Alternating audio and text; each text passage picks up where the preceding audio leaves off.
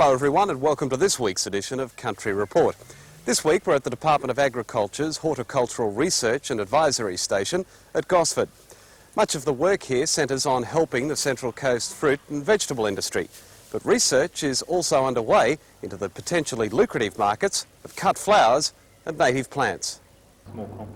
Ross Worrell has been studying Australian native rainforest plants at the research station since 1980. His aim is to find those species that can be sold commercially as indoor plants. He's collected more than 100 native plant species from national parks from the Central Coast to the Queensland border. And so far he's found about 14 species which could be propagated and used on the commercial market. It's research which is unique to Australia and which could lead to a potential export market in indoor plants. What I'm doing is selecting new indoor plants for use, especially the Australian native plants. There's a big worldwide demand for new plants, and the Australian rainforest flora has already produced a lot of indoor plants. What I'm doing is screening the rest of the plants and seeing what's suitable for indoor usage. How are you screening those? What's the basic method of you? Well, what I do, first of all, I go and collect it, then just trial a small number of plants under low light intensities, similar to what you'd find in your normal home or office. Then after testing them for say 6 weeks or even up to a year, those plants that look good, we continue on for a larger number of plants of a single species, then do more detailed evaluation of those. What we're looking for is how easy they are to propagate, grow, of course how ornamental they are, all the factors that make them desirable to nurserymen and consumers. And what have the findings been so far? Well, of the 100 or so species I've tested so far, about 15 of those look good, and I'm continuing on looking at those in particular. Well, I might point out there's at least 2,000 species from here to the Queensland border to look at, so I've got quite a long way to go yet to look through the whole lot. And of course a lot of diversity too, like the Syzygium. There's quite a diversity there within the genera, isn't there? Yeah, even the one genera. For example, these are 3 different species of Syzygium. You can see the tremendous variation. Right, and they're all the same. Yeah. All the same genera. Yeah. The other thing to look at, of course, is variation within the genera. For example, that's a yellow variant of the Syzygium morii, and you can also get variegated plants of the same one. I guess people haven't been aware of this over the years, have they? That there's been so much diversity in Australian rainforest plants, and there's a commercial application there as well. Yes, without a doubt. You know, it's we have one of the most varied flora in the world, and we're foolish not to exploit it in the nicest way possible. The whole aim of this project is commercial application. What I hope to do is put a package together so we'll know as much about these plants as the exotic ones already being used. So a nurseryman will just be able to take that plant and grow it commercially and sell it. Now, what sort of feedback have you had to this? Extremely good. The interior plantscapers think it's wonderful, and all the overseas visitors here ask when it's going to be available. In the laboratory, Ross uses carbon dioxide as a measure of just how suitable the plant will be for indoor use. What I'm measuring is how much carbon dioxide that leaf is either giving out or taking up under these light conditions. This I use to work out the photosynthetic rate. When I vary the light level there by using bits of shade cloth, I can determine at what level that plant is going to have no net photosynthesis, i.e. what level of light it's going to tolerate under interior conditions. So in 30 seconds I can work out what would normally take me 6 weeks to a couple of years to determine any other way, just by putting the plant here and letting it grow under these conditions. This is pretty unique research, isn't it? Is anyone else doing this in Australia? Nobody's putting all this type of research together to get a commercial package out to present these plants as new indoor plants. And of course the different lights. What have you found using different lights on the native rainforest plants? The standard light that we recommend would be cool white fluorescent, or this type would be metal halide. These are probably the most efficient types of light, and they also give good colour rendition. The metal halides have only been recently introduced, I guess 10 years. Many engineers would consider recent, but I think this is the light of the future for interior atriums and similar type.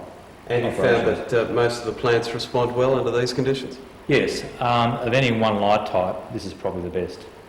Another project underway at the research station is on Geraldton wax, a woody perennial grown on the Central Coast in the 1940s and 50s and native to Western Australia. Greg Lamont has developed a cross-breeding program which enables him to introduce specific qualities for different markets. For example, the Japanese buyer prefers a plant with more flowers. And he says the work may be expanded to include other native species and may help to capitalise on the multi-million-dollar cut flower market.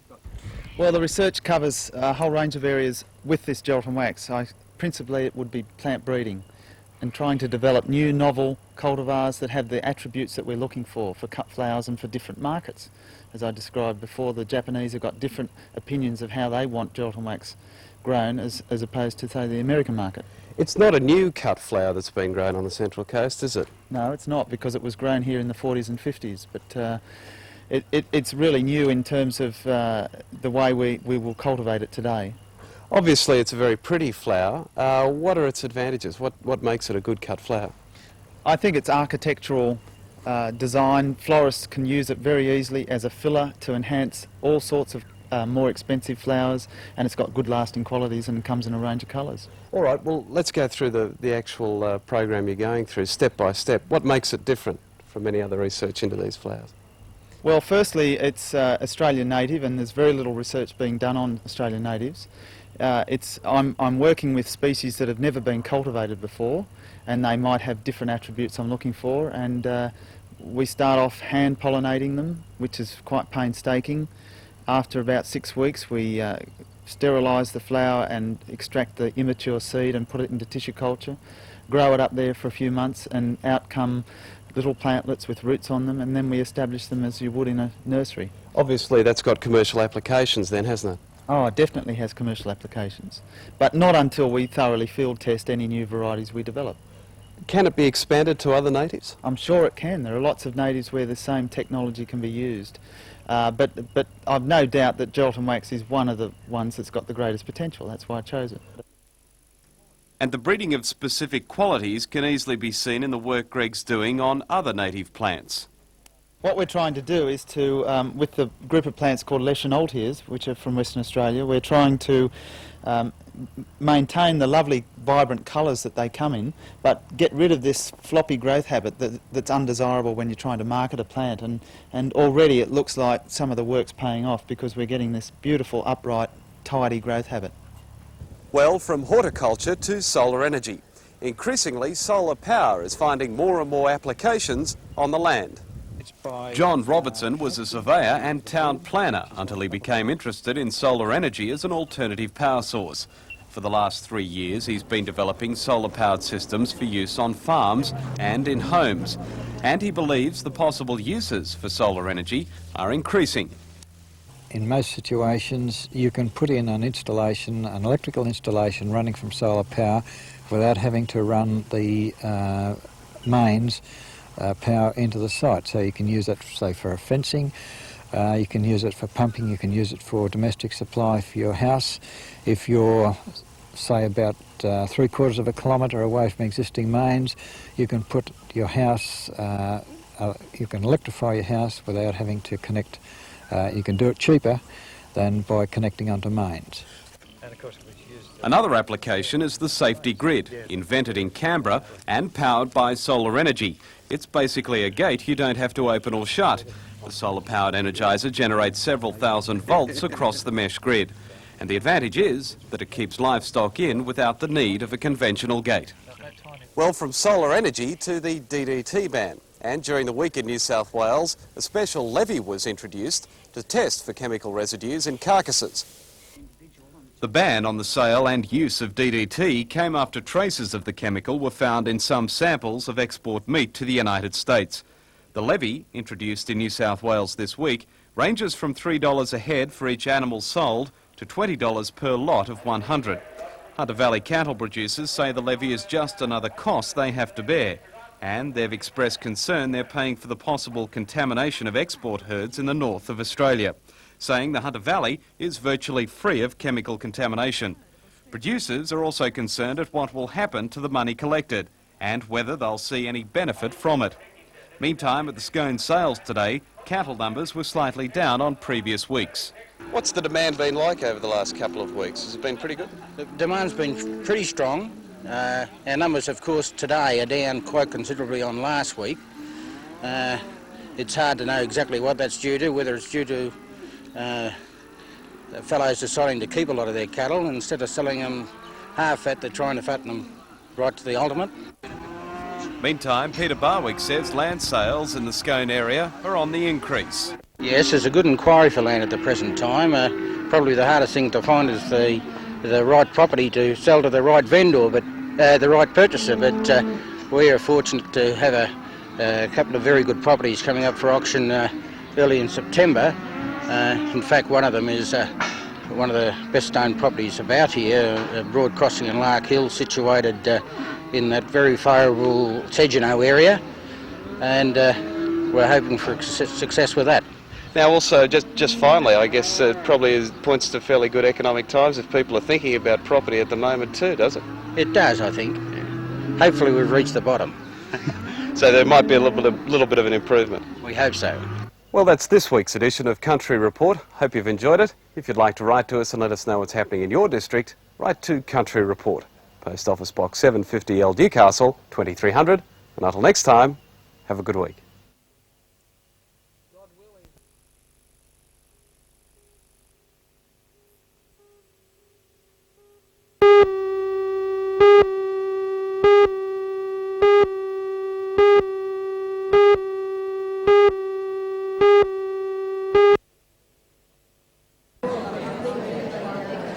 This is the fifth time the Antique Fair and Valuation Day has been held in Newcastle. The banquet room in the City Hall building bustled for most of the day as collectors sought out those rare items.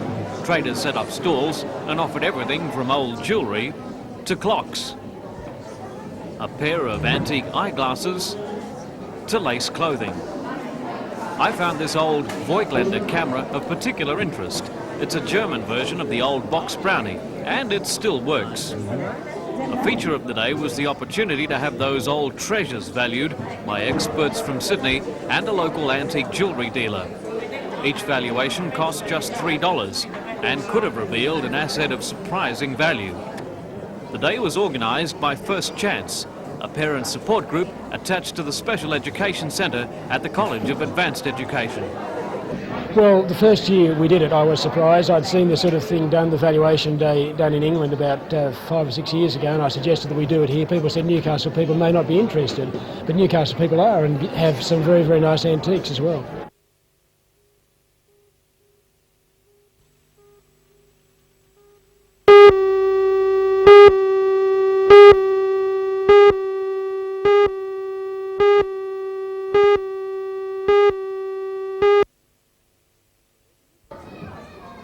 The venue for this unusual event was the Lourdes Equestrian Centre in Gateshead.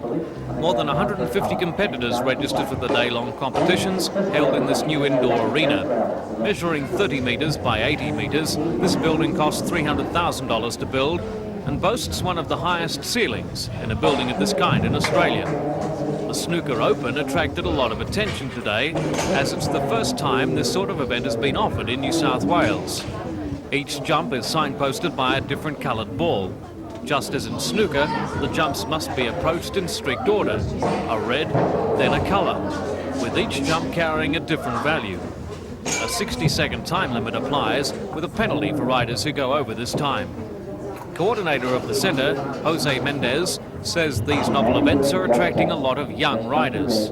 I think will be a lot more competition, that's one thing for sure. We're here for that, to help all those young riders who like to come and compete, and I'm sure there will be a lot more, yes.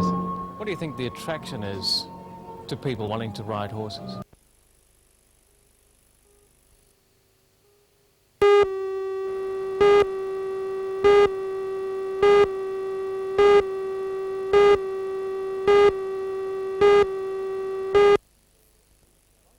Ground ground or too slow. Flight Lieutenant Dennis Hume, aged 30, based at the Central Flying School at East Sale in Victoria, and nicknamed Rhino, was captain of the down jet.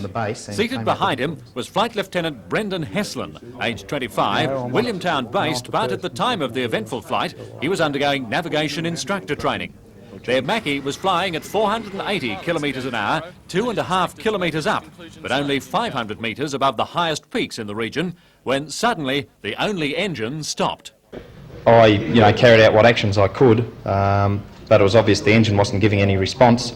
I declared a mayday to Sydney Flight Service Unit, which is an air traffic control agency, and I told Brendan Heslin, to eject. Flight Lieutenant Heslin had no hesitation, of course, but being thrust upwards by rockets at a moment's notice is not something he relished. Well, it's there to save your life, and that's exactly what it did do. So I guess you could say it works. But I guess someone else could have tested that for me. I would have been quite happy to watch.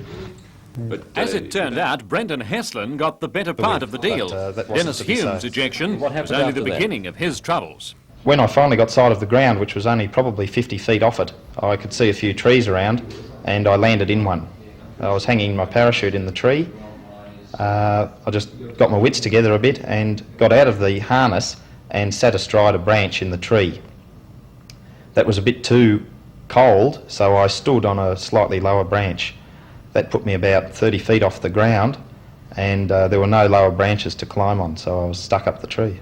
Right, now, both men suffered normal ejection injuries, small back fractures, and will be in the Williamtown Base's hospital until next week. It will be 6 weeks before they fly again. Meanwhile, a ground party will set off looking for their seats and the rest of the Mackie. Helicopters have scoured an 80 square kilometre area northwest of Gloucester without any success. A court of inquiry began yesterday, headed by a doctor, an engineer and a pilot from far-flung corners of Australia. They are collecting evidence from recovery team members and the airmen themselves, and will interview personnel at East Sale, where the destroyed plane was based. Today, they would say nothing. Can't say anything at this stage because we're still investigating the whole situation. Okay? Thank you. Thank you for that.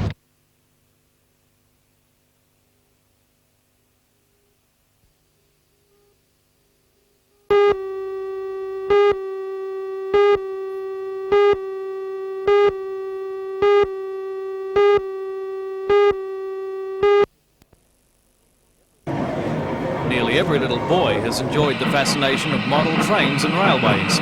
It's just that some never grow out of it. At the 4th annual Hunter Valley Rail Modelers exhibition being held this weekend, 4,000 people have poured over the working and static exhibits. There are 16 operating layouts, which all feature scenery with lifelike detail. Casey Jones is there controlling the lines. People of all ages have the chance to run a train for themselves in a special hands-on display.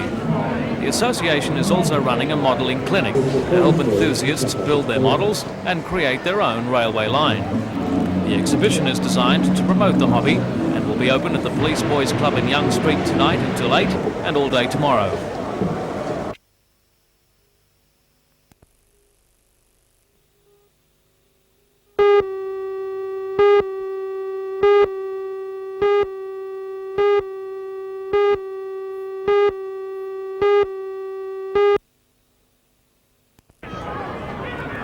The first half was jam-packed full of fast open football, with both sides keeping the ball alive. After kicking an early penalty goal, the Gunners scored the game's first try through winger Paul Walker.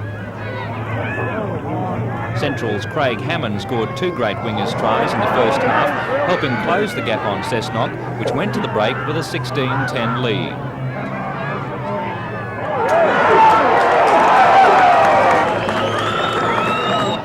The Goannas more or less wrapped up the game early in the second half when they scored 3 tries in 6 minutes. Cessnock now play the loser of tomorrow's semi-final between West and Lakes next weekend.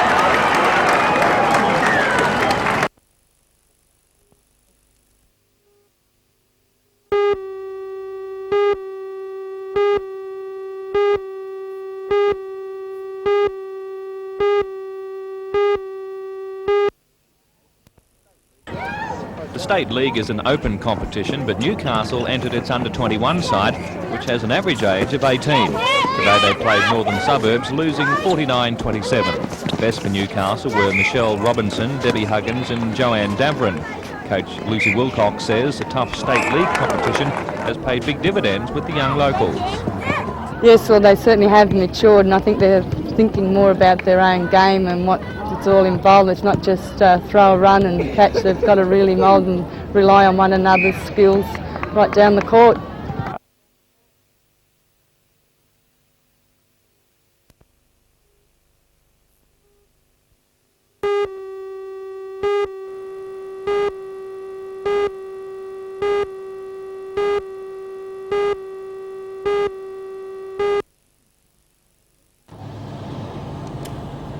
Eglo Engineering has been making the modules for the past 15 years. They're ferried by sea to Barry's Beach in Victoria and then placed on oil rig production platforms. This cargo consists of 3 modules with a combined weight of nearly 3,000 tonnes. The largest module at 1,200 tonnes is the heaviest single unit ever to be transported from Kurrangong to Victoria. And it might be the last. These modules will house the drilling unit for SOBHP's new Brim oil field in Bass Strait. At this stage, there are no future contracts expected.